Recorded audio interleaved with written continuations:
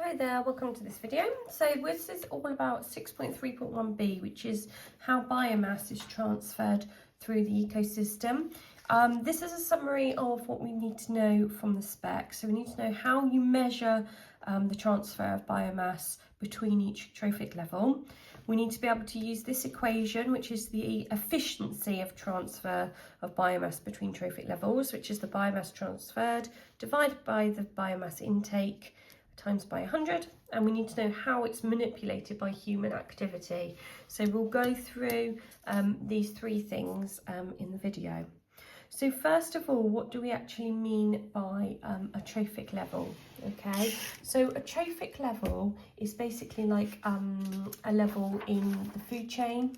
Okay, so energy is transferred along a food chain. So if we were to draw the simplest type of food chain with maybe something like some kind of plant, some kind of small animal, and some kind of larger animal, whatever it might be. Okay, there's our food chain, and the energy is being transferred, and that's what these arrows obviously show. They show the energy being transferred along.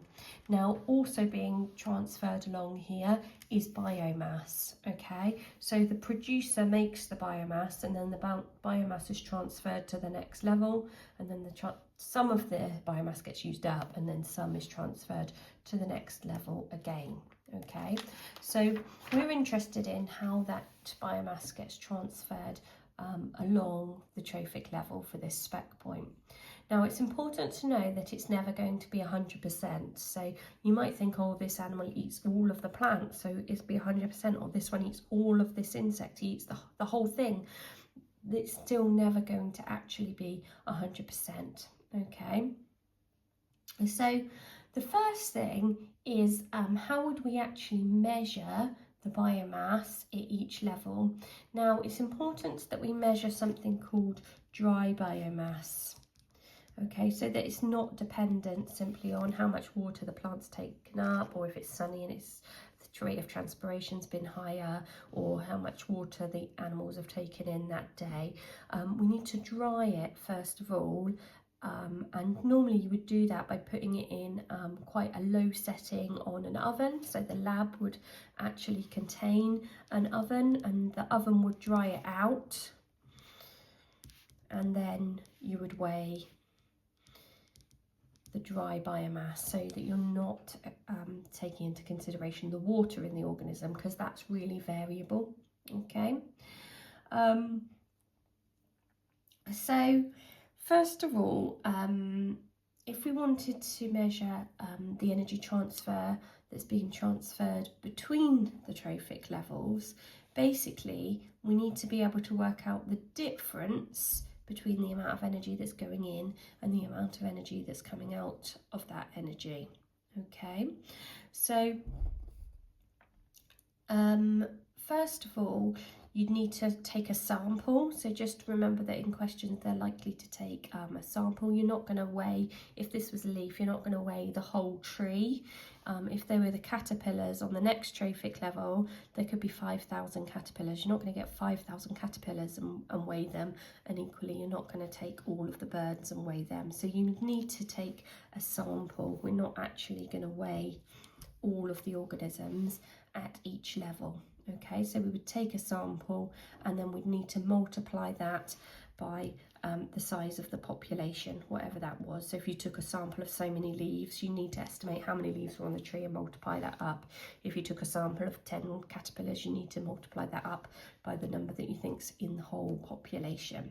Okay, now when we're recording the amount of energy, we need to know the units, and they're measured in very specific units.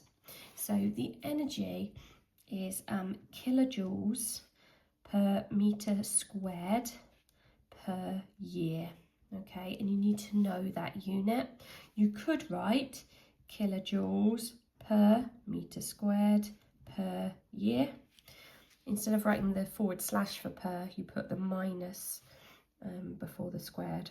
Okay, so we need to know those units. And so you would know how many kilojoules there are at this level, how many kilojoules there are at this level, how many kilojoules there are at that level. And remember, it's never going to be 100% going through it. Okay, so reasons why it wouldn't be 100%. So remember, the actual energy is going to come in from the sun to the producer here. So first of all, not all of the sun is actually absorbed by the light. So it could be that it's the wrong wavelength. Okay, if it's the wrong wavelength, leaves are green. So they're going to reflect green light. So none of the green light's going to get absorbed. Okay, so it could be the wrong wavelength. It could completely miss the leaf. It could not hit any chlorophyll, or not hit the chloroplast.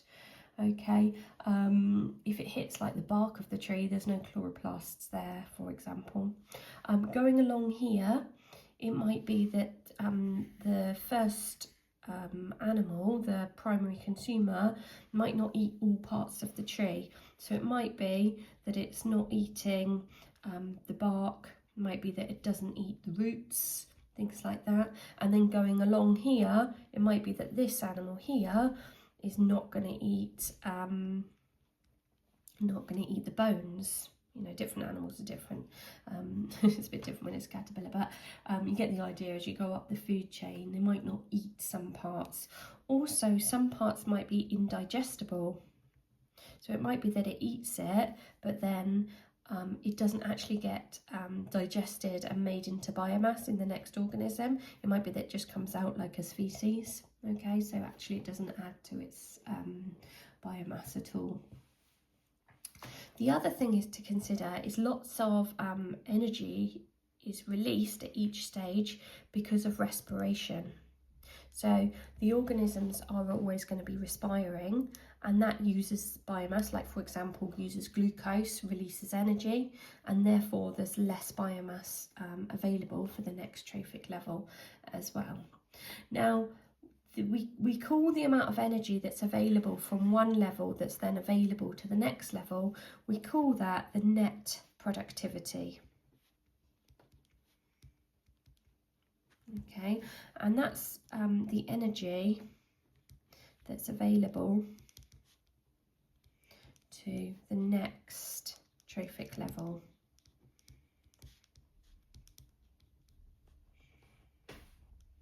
Okay, and there is an equation for this. So net primary productivity is the gross productivity minus respiration. Okay, so gross means like the total minus whatever's used in respiration. All right.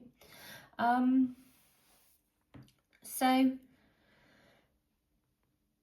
it's a little bit confusing because sometimes they're going to talk about energy and sometimes they're going to talk about biomass. Okay, so just be aware of that as well. If they're talking about biomass, link it to being dry. Remember, you're going to need a sample, you're going to need to dry it out, you're going to need to weigh it.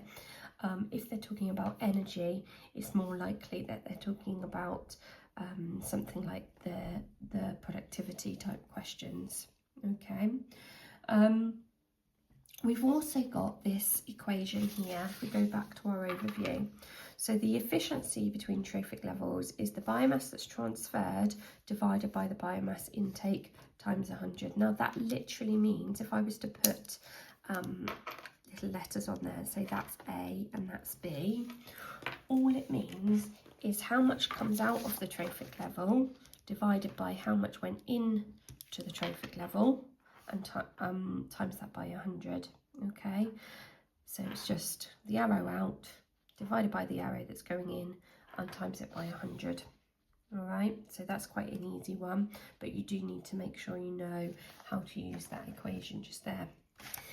The third part of this spec point is how is the biomass transfer through ecosystems manipulated by human activity.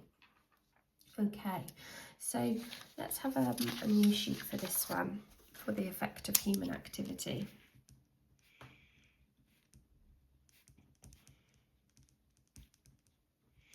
So first thing we're going to have a look at is farming.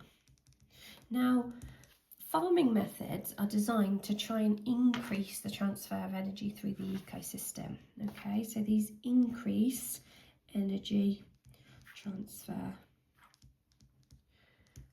through the ecosystem, because ultimately, if you're a farmer, you want to get the maximum biomass in your crops or your animals compared to the amount of energy that you're putting in. Okay, so if an animal is eating the grass, you want as much of the biomass or as much of the energy from the grass to end up in your animal, because then you're going to sell your animal and make money, and the more biomass that animal contains, the more money that you're going to be able to make.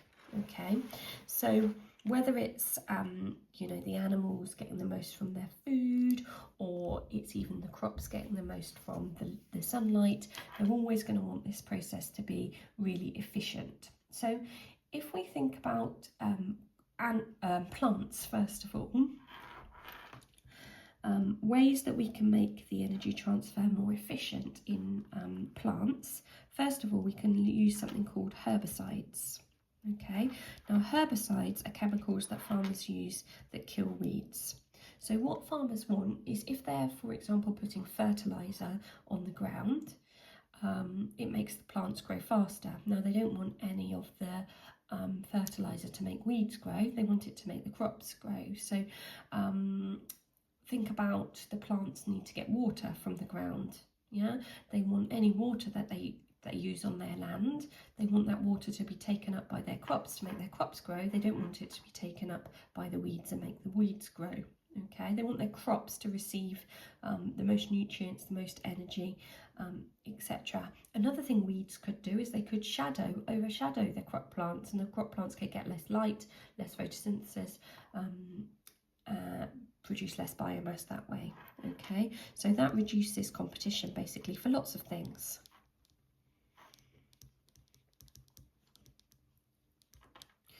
Another thing that farmers will put on their plants, or sometimes do, is something called a fungicide. Okay, fungicides, self-explanatory, they're going to kill fungi. Fungi is basically possibly going to cause an infection to their crop, which could damage their crop, so their crop's not worth as much money. Okay, so it reduces disease in the crop, and therefore reduces damage to the crop. Means that they're just going to have the best crops they can, that can grow fast, become larger, increase in biomass, increase productivity. Okay, another type of chemical that they could use is an insecticide. Remember, if they're organic farmers, they don't use these artificial chemicals, but if they're not organic, they probably are using these chemicals. So insecticides are going to kill insect pests. So insects are going to cause a problem because they're going to eat and damage the crops. So this is going to reduce damage to crops. So the crops are going to grow bigger, grow larger, more biomass, more productivity. Okay. Sometimes, rather than using a chemical to kill the pests, sometimes we might introduce a natural predator. So an example of this is a ladybird. So if you introduce ladybirds, you can actually buy pots of ladybirds to put on your plants. They eat little aphids, which are like little green fly. Oops, sorry, I've got it at the bottom. And if they eat the aphids are going to the pests that are causing the damage to your plants. So that if we get rid of the aphids, it reduces damage to the plants. So the plants can grow bigger, more biomass, more productivity, more money. Okay. Something else that farmers might put on that's actually good for the growth of the plants is a fertiliser, which we've mentioned already.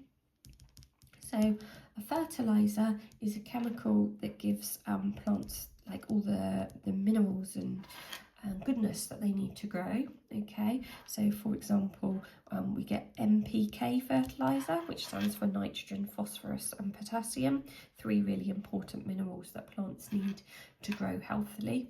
Okay, so if you leave crops in the same soil for a long time, they might use up these minerals from the soil. So by adding a fertiliser, you're adding, it's like plant food, You're adding minerals back into the soil so that they've definitely got enough, therefore they can grow bigger, more biomass, more productivity, etc. So all of those ideas are farming plants. Okay, let's have a little look at if they were farming animals. So if we're farming animals, we usually call that livestock. So what strategies have we got to increase the efficiency of biomass transfer or increase the productivity of animal farming? So we want to control the conditions that the animals are living in. If we want to get the most out of them, then we control their conditions. So this is why some farmers might keep their animals indoors, in barns, in cages, etc. Okay, so sometimes we might want to minimize the amount they move, because the more they move, the more energy they're using, the more they're respiring, and the less energy will get passed on to make molecules for their biomass, so it's less productivity. Because if you remember back to the last one, where's my other page? So the gross productivity minus the respiratory losses gives us the net productivity. So the more they move, the more they respire, the more we take off this number, the less productivity we're actually left with. Okay, so in terms of efficiency, it's better if we keep the animal still, but obviously then it's not very kind to the animal. It's not a very good quality of life for the animal. All right, so if we minimize movement, we reduce what we call respiratory losses, and therefore that increases the productivity.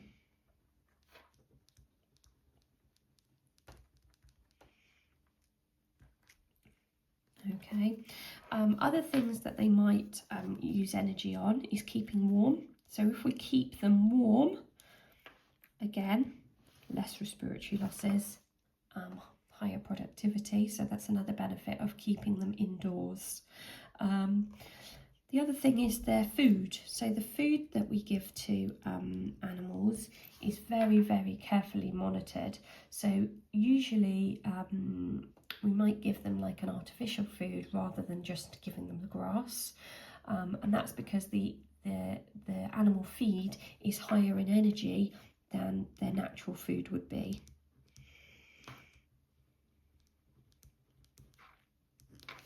Okay, so then there's more energy going into the animal, more can be used for growth, will make more biomass, higher productivity. Okay, why would we actually want this increased productivity? Because remember, these things were all about increasing productivity as well. Why do we actually want to increase the productivity in farming? So ultimately, we want to produce more food in less time. Okay, and ultimately the reason why you might do that is for money. Okay, however, as we have mentioned, especially with the animals here, and possibly with using these kind of artificial chemicals just here, there are ethical considerations to consider as well. Okay, so some people might think that keeping animals in those conditions might cause pain, distress, or restrict their natural behaviour, so it's all artificial and it shouldn't be done. Some people are concerned about the effect of chemicals such as these getting into the food chain or getting into the food that humans are going to eat. There's no evidence that these things are actually harmful, but people just worry that they would rather have things natural. And therefore it's a personal decision. That's what ethics means, that some people consider something to be right and other people think that it's wrong. Some people think that it's good. We get more food in less time for less money. That's a good thing. We've got more food to feed more people, whereas I think people would argue with the ethics of doing those things in order to increase productivity. Okay, so that is the end of that. I just want to go through really a few bits of language that we must include in our answers. So if we go back to the start for our overview, How is it measured between trophic levels? So remember that if we're talking about mass, we're talking about dry biomass, and remember it needs to be dried out before it's weighed. And remember, you wouldn't weigh the whole thing, you would always take a sample and then multiply that up by the population to make an estimate. One other thing on this page that we must know is these units. Make sure you definitely know those units. Make sure also that we definitely know this calculation here. Sometimes rather than writing it like that, they might say net primary productivity equals gross primary productivity minus respiratory losses. That is the same equation, just another way of writing it. Okay, and then from this page, remember, you need to know what these things all do, but you must make sure you link them to productivity and get that term productivity in your explanation, okay? They also use the word biomass in the spec a lot, so it's likely to be in the mark scheme. So remember that we're increasing biomass and therefore increasing productivity, okay? And make sure that you link this to respiratory losses, because that's how we kind of explain productivity, that it's gross minus respiration. It gives us a net, so link that to these respiratory losses to link them together. Okay, that's the end of that video.